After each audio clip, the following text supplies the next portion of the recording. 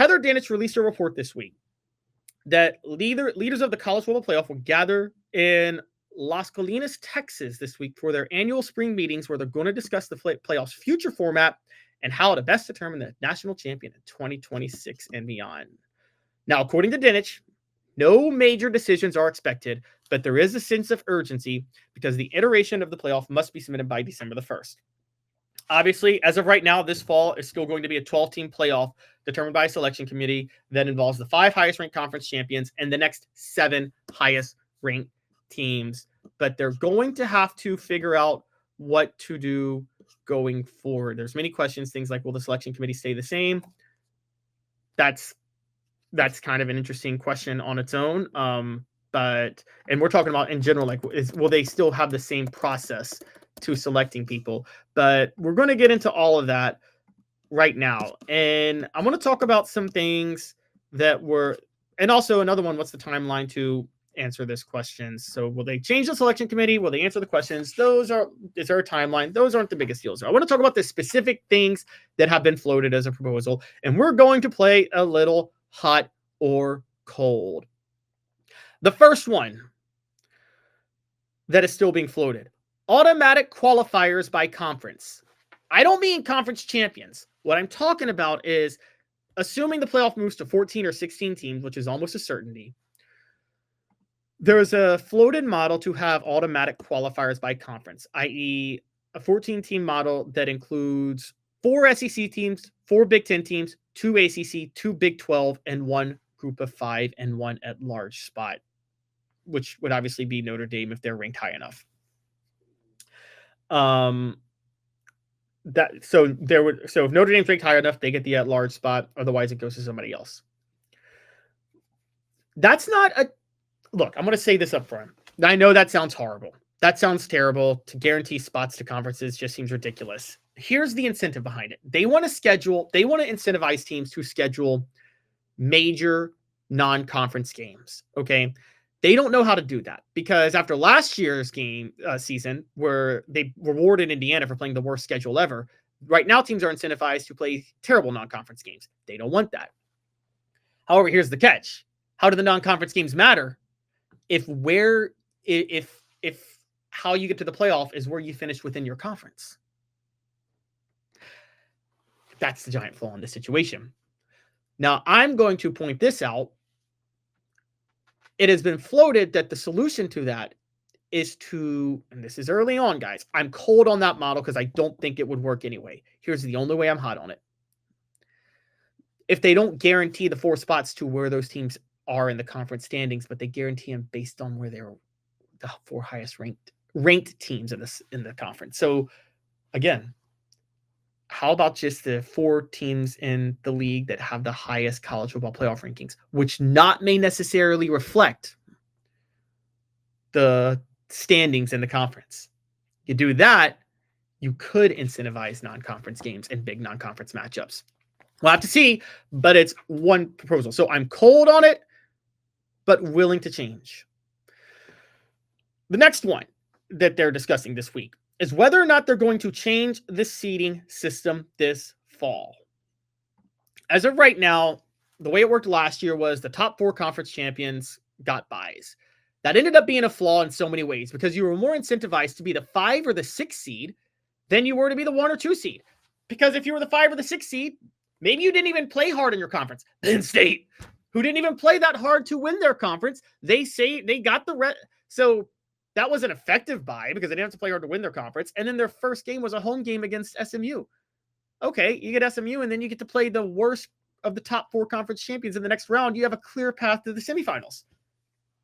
I mean, I'm sorry, but they do have to change the seeding. And I do think for this fall, they need to do that specifically. Now, they got to get unanimous consent to do it. The problem is that the reason the smaller conferences won't go with it is because if you get a bye, that counts as payouts for 2 wins in the college football playoff. So Boise State, the Mountain West, got paid out for 2 wins just by them getting a bye.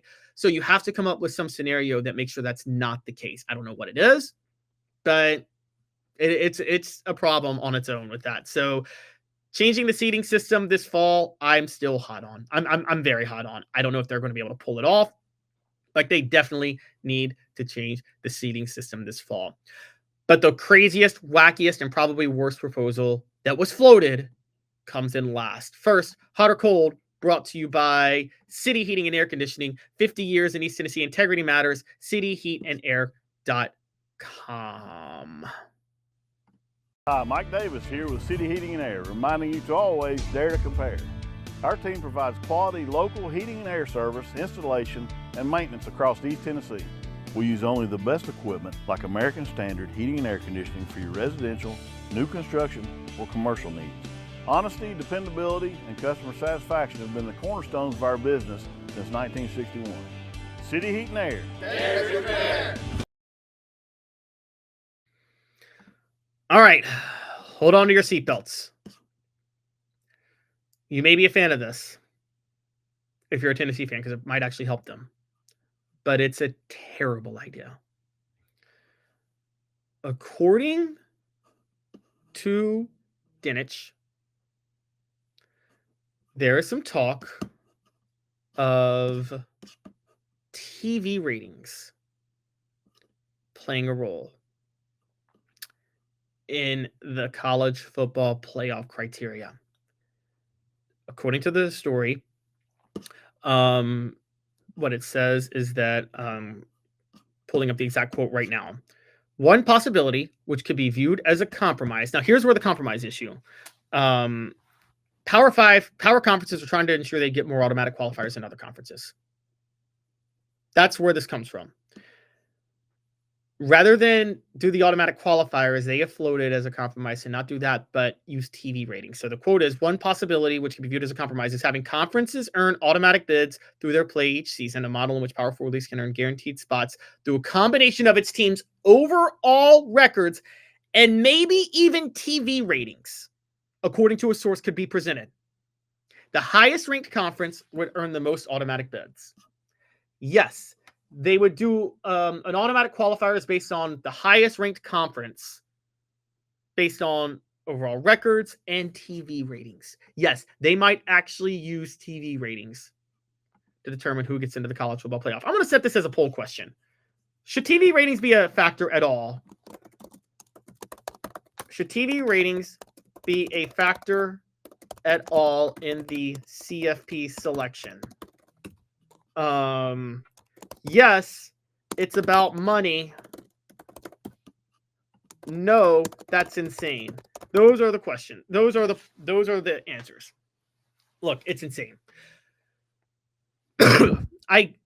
We know already that they use TV ratings in their selection. We just know that. Okay, it's not a shock. Like, if it's between like a 8 and a 9, if you're down to two teams and they have very similar resumes, yeah, you're going to use the TV ratings as a tiebreaker. I'm actually okay with that. Actually factoring it in as a formula, though, guys, it's absolutely insane. It's absolutely insane. And so I got to be honest, that's absolutely ridiculous. Did I miss the super chat, guys? I'm sorry. I'm trying to go back up and find it. If somebody wants to show me the super chat, I may have missed it, but I try to read all the super chats. I apologize. It's just me on the message. So missing some things on the message board today can be a little bit tricky. But getting to the point, it's absolutely insane that it's absolutely insane that somebody would actually float the idea of TV ratings in this situation. By the way, Sandras Rux to our super chat. I appreciate that. I appreciate that a lot. I'm sorry, that's when I found it. You asked, do I like the Lady Vols transfer, Janiyah Barker? I am going to get to that. I'll get to that later in the show. That's a segment towards the end. I appreciate your super chat a lot, and that could end up being very interesting. So, anyways, the idea that TV ratings should ever be an official formulaic factor in determining the college football playoffs is ridiculous. I know it's entertainment. I know there's politicking involved in selections. I'm actually kind of fine with that, okay, for college sports. But good Lord, to actually factor it in as an official part of the formula for which is the best conference, I mean, you'll destroy the credibility of the sport to a lot of people, and you're trying to grow the sport. And I get like it matters most where the fans are, and the fans are in the SEC, and they won't care about that because the SEC will always dominate TV ratings. But you can't destroy the credibility of the sport, guys, like that. I'm sorry. So I'm in the end of the day, that's a terrible idea. And going to my poll question, should TV ratings be a factor at all in the CFP selection? Yes, it's about money, 17%. No, that's insane, 83%. It's insane. Guys, I'm sorry. It's insane. And I'm more just for, I mean, I don't know why. Look, at this point, I think conference champions, I'm not so sure. I think we should be getting rid of conferences. Can I say that up front? It's time to get rid of conferences. It's time to get rid of conferences and have just maybe 60 teams and you schedule who the heck you want, or have 120. I don't care. Just have all 120, 130 in college football, and you just schedule who you want each year, and you fill out those schedules. You call it a day. You sign contracts with everybody, and then you just pick the top 12 teams. These conferences and auto bids are absolutely stupid. They're absolutely ridiculous, and they insult everybody's intelligence, but conference races are what people want. So yes, there's a ratings bias. Orange Blood says, no question, there's some ratings bias, whether intentional or subconsciously. Yes, there's absolutely a ratings bias, but what I'm saying is it shouldn't officially be a part of the formula. That's absolutely insane, and there is absolutely no reason somebody should ever do that, guys. I'm sorry. No one should ever even consider doing that.